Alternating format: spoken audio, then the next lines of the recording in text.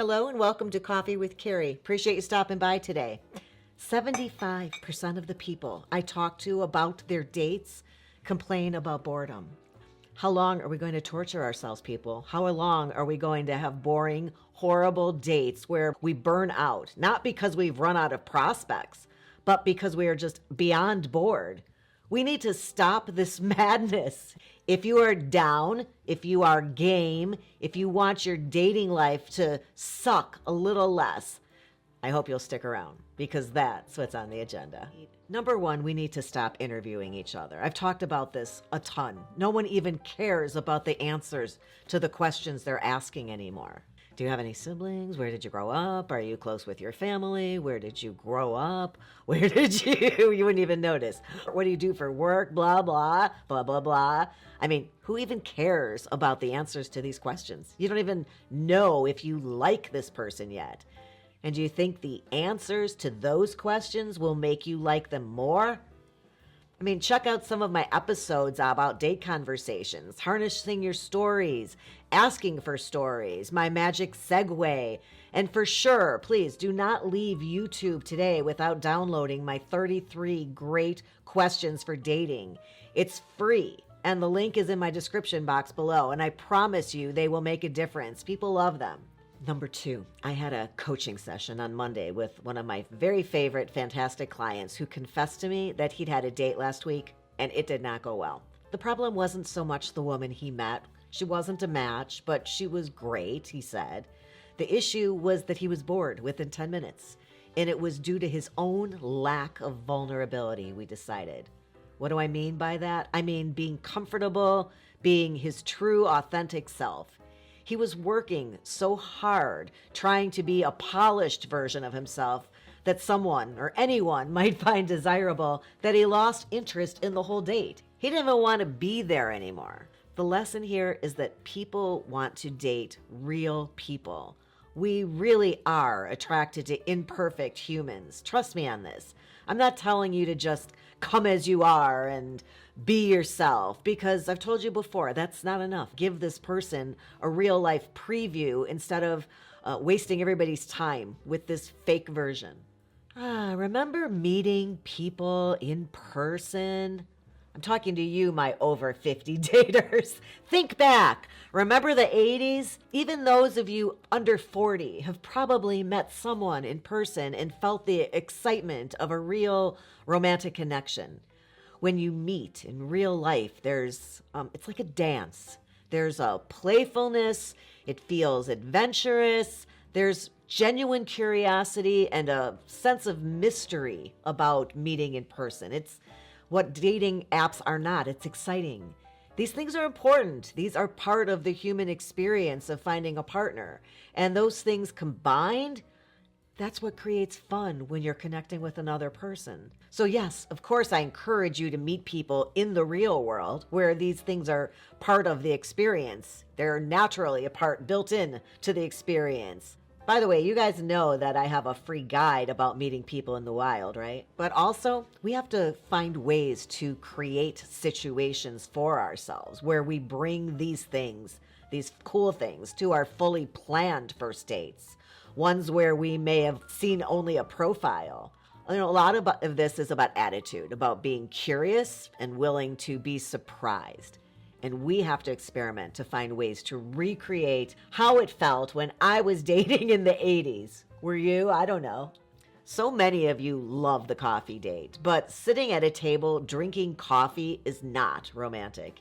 It's not sexy, it's not hot, it's not even recommended by me if you've been here. Coffee buddy Carey's telling me not to have coffee? No, I'm all for coffee. Drink coffee before the date. Drink coffee after the date. Drink coffee all day. You can even grab coffee with this person and take it with you on your date. Just don't sit in a coffee shop across from each other having a conversation with 2 cups. I need 2 cups in between you. For a decade, I have been trying to tell clients that even when I send them out for cocktails and appetizers, I don't want them sitting across from each other at a table. That's how you sit for a job interview. Sit kitty corner or catty corner, depending on where you live. Perpendicular, maybe that's right. Sit on a corner or at the bar. It really, really helps. And I don't even know, it may or may not be subconscious, but try it. As a matchmaker, it is never my job to plan a second date for clients. But I always give helpful hints or planning tips to my guys when they get to date number 2. And I never want them to repeat what they did on the first date. And especially if they're uncertain about whether there's chemistry. No one's ever become more attracted to someone watching them lift a drink to their lips or putting a fork in their mouth. I promise you. You need to see this person move and how they are in the real world to gauge their confidence, their fluidity. Let them give you something to be attracted to. My suggestion is that you keep this in mind even for date number 1 to maximize the possibility of a romantic connection. Get out, go do something. So you've had a great date, and from your perspective, you feel there was a connection with this person. You want to know more about them. It was pretty good. My suggestion here is be a little bold. I want you to, I know this is scary, let them know. No games, no waiting 3 days to call or wanting to know how they feel before sharing your own feelings. I get that when I give feedbacks to clients, but let's prove that we are adults looking for an adult relationship. Let's just tell the truth. If there's an opportunity at the end of the date, maybe when you say goodbye, you can obviously say something at that point. But if that's like too bold because it's not something you'd normally do, or it makes you feel uncomfortable, yeah, there are other options. One way is to call this person or send a text, or better yet, use your voice, leave a voice message, very personal. This is actually a perfect opportunity. In that text or in response to that text, you can come right out and say, I had a great time tonight and I'd love to see you again. I know what you're thinking. And you're right. They may not feel the same way. That's scary. And yeah, that's going to be really disappointing. But it doesn't have to be awkward because that's your choice whether you want to make it awkward. I mean, what are you losing by being that grown-up and sharing your truth? You already know, if you've been around here for any amount of time, that I'm looking for the cup. Not everybody's going to like you. You're not for everybody. It's absolutely fine and to be expected. But that doesn't change how you feel or felt about the date.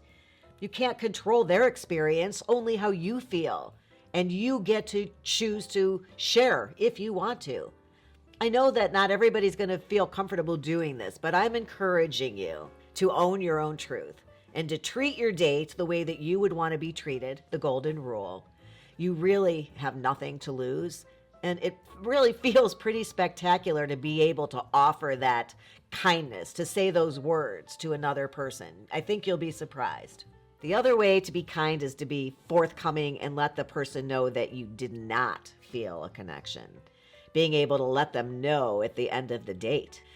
It was really great meeting you, but I'm afraid that there just wasn't a romantic connection. Thanks so much for your company tonight. I really had a good time, and I hope you find somebody fantastic. Isn't like that so mature? That is really who I aspire to be dating. All right, that's it. Now go grab both my free guides from the description box below. You need to get the 33 questions for dating. They are working so well for everyone. And grab the ultimate guide to meeting people in the wild. Unleash the magic of real-world connections is the byline. I really, truly believe that these will both help you out in what we've been talking about today and make dating suck so much less. I hope you found this helpful. If you did, Mom is requesting a moment of your time to give the episode a thumbs up.